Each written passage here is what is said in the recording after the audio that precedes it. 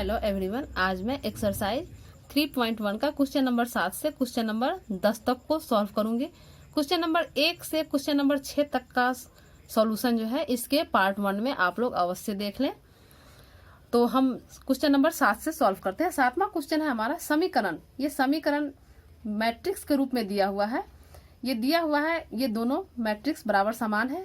इस दोनों से हमें ए, बी, सी तथा डी का मान ज्ञात करना है, यानी 4 मान हमें ज्ञात करना है। इससे कैसे इसे निकालेंगे देखें। तो क्वेश्चन 7 है, किताब आप लोग सामने रखें। ये हमारा मैट्रिक्स दिया है a माइनस बी, ये मैट्रिक्स दिया है a minus B, 2a plus C और 2a minus B, 3c plus D. ये बराबर दिया है -1 5 0 13 13। तो ये इससे हमें ए, बी, सी, डी का मान प्राप्त करना है। तो कैसे निकालेंगे? पहले तो हम इसे लिख रहे सबको इक्वेशन के रूप में, चूंकि ये बराबर मैट्रिक्स है, समान मैट्रिक्स है, तो इसमें संगत अवयव जो है बराबर होता है, हम लोग जान चुके हैं। ऊपर भी क्वेश्चन बनाए हैं क्वेश्चन नंबर 6 को। तो a माइनस बी हमारा -1 हो जाएगा। ये 2a माइनस बी ये हमारा हो जाएगा 0। दूसरा इक्वेशन चलते हैं। ये हमारा 2a प्लस सी बराबर हो जाएगा 5 और 3c प्लस डी हो जाएगा 13। अब सॉल्व करते हैं इसे। इसी चारों के मदद से हम a, b, c और d का मान निकाल सकते हैं। तो इस दोनों समीकरण को अगर हम घटा दें, यानी यहाँ घटा दें, तो यहाँ पर ये प्लस हो जाएगा और ये माइनस हो जाएगा, यानी ये कैंसिल हो गया। तो a में से 2a, यानी यहाँ पर a माइनस 2a बराबर बचा -1 माइनस 0 यानी -1। तो a में से 2a घटाएंगे यानी -a बराबर -1, माइनस माइनस कैंसिल हो गया, यानी a बराबर 1। एक वैल्यू a हमारा निकल गया। इसको इक्वेशन नंबर सबको अलग अलग मान लेना चाहिए। हमारा पहला इक्वेशन है a माइनस बी बराबर -1, तो a माइनस बी हमारा -1, ये पहला इक्वेशन है। इसको पहला मान लेते हैं, दूसरा, तीसरा, चौथा। इसमें हम a का मान रख देते हैं, a का मान 1 रखते हैं। तो यहाँ से b हमारा हो जाएगा -1 और यहाँ इधर a ले आते हैं -a, यानी -1 और a का वैल्यू 1 है, तो -1। ये हमारा हो गया -b बराबर -2, तो देयरफॉर b बराबर 2। a का वैल्यू निकल गया, b का वैल्यू निकल गया। हमें चाहिए c और d का वैल्यू। तो यहाँ से चलते हैं। ये हमारा 2a प्लस सी, तीसरा है 3 से 2a प्लस सी, ये है 5। a का वैल्यू निकल चुका है, a का वैल्यू है 1, तो लिखेंगे 2 × 1 प्लस सी बराबर है 5। ये हो गया। c निकालेंगे तो 5 और ये 2 इकाई 2 इधर माइनस होके आ जाएगा, यानी 5 में से 2 गया 3, यानी c निकल गया 3। देयरफॉर c निकल गया 3। चौथा 4 से चलते हैं। 4 हमारा इक्वेशन है 3c प्लस d बराबर है 13।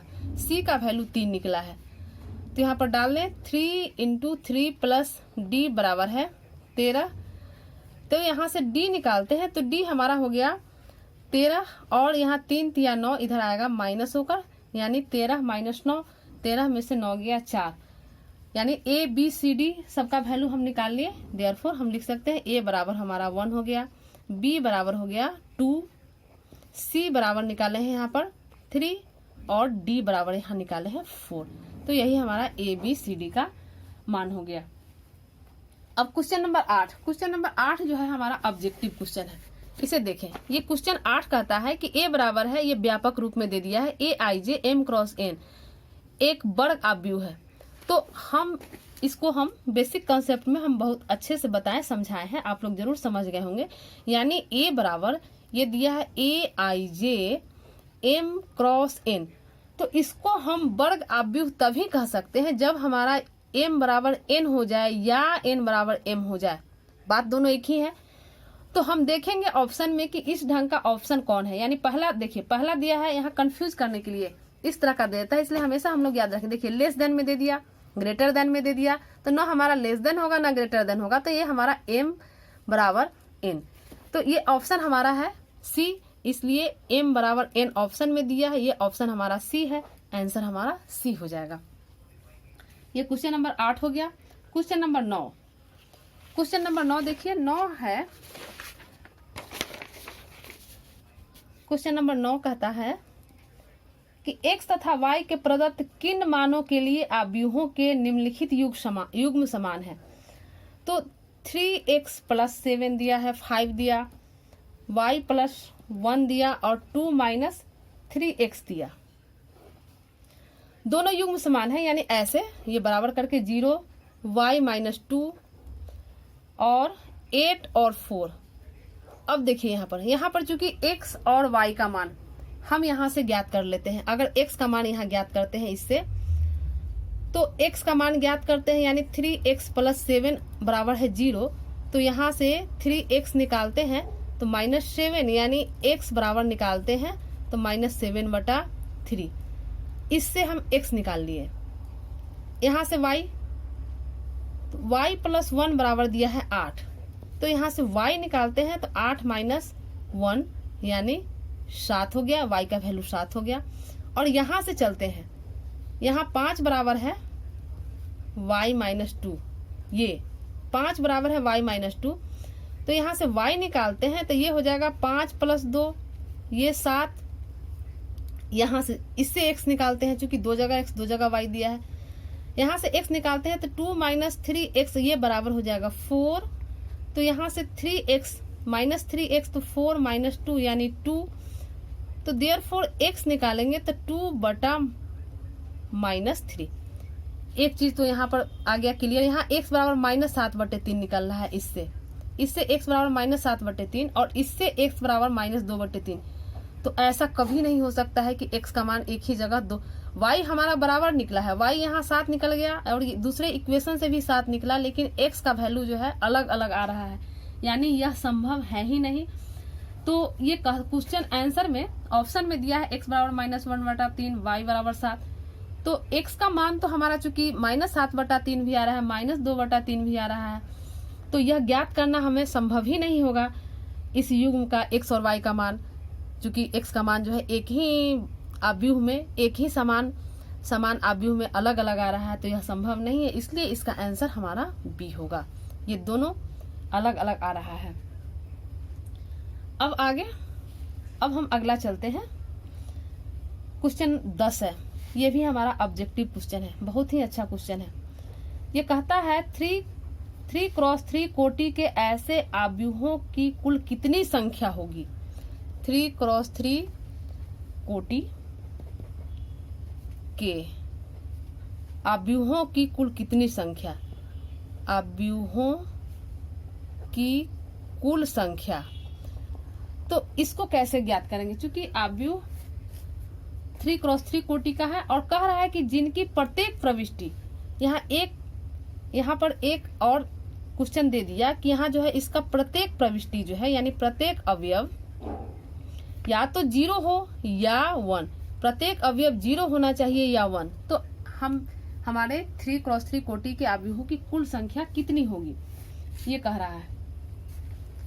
तो हम लोग जान लें कि 3x3 कोटि का आव्यूह है, तो आव्यूह में अवयवों की संख्या,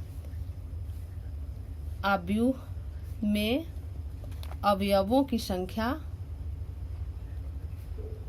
पहले संख्या निकाल लेते हैं। तो आव्यूह में अवयव का संख्या हो जाएगा, चूंकि 3x3 है तो आव्यूह में अवयव की संख्या 9 हो जाएगा। अब चूंकि 9 स्थान को हम कितने तरीके से भर सकते हैं, तो ये हम 11th में परमुटेशन भी पढ़ चुके थे, कैसे किस तरीके से हम लोग भरेंगे। तो 9 स्थान को भरना है कितने तरीके से, स्थान है 9 और हमारे पास तरीका है 2, या तो 0 रखेंगे चाहे 1 रखेंगे, इसी 2 तरीका से हमको 9 स्थान भरना है। तो इसको हम ऐसे लिख सकते हैं, 9 स्थानों को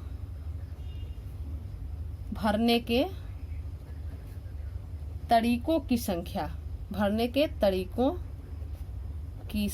9 स्थान को, क्योंकि तरीका हमारे पास 2 है, या तो 0 से भर सकते हैं 1, यानी 2 तरीका है और 9 स्थान भरना है, तो इसको हम लिख सकते हैं 2 to the power 9। अब इसे हम गुना कर लेंगे, 9 बार 5 6 7 8 9, 9 बार लिखा गया। 1 2 3 4 5 6 7 8 9। इस 9 2 को गुना करेंगे, यानी 2 दूना 4 दूना 8 दूना 16 दूना 32 दूना 64 दूना 128 दूना 256 दूना 512, यानी ये हमारा आ गया 512। यानी 512 तरीके से हम इसको भर सकते हैं। तो 512 में हमारा ऑप्शन में है डी 512, तो ये आंसर हो गया डी। और ये हमारा 9 स्थानों को भरने के तरीकों की संख्या हमारा ये हो गया। तो अव्यूहों की कुल कितनी संख्या, तो संभव अव्यूहों की संख्या, इसको हम लिख सकते हैं संभव अव्यूहों की संख्या हमारा 512 हो गया, जो कि आंसर हमारा डी ऑप्शन में डी है। तो आज हमारा ये एक्सरसाइज 3.1 समाप्त हो गया।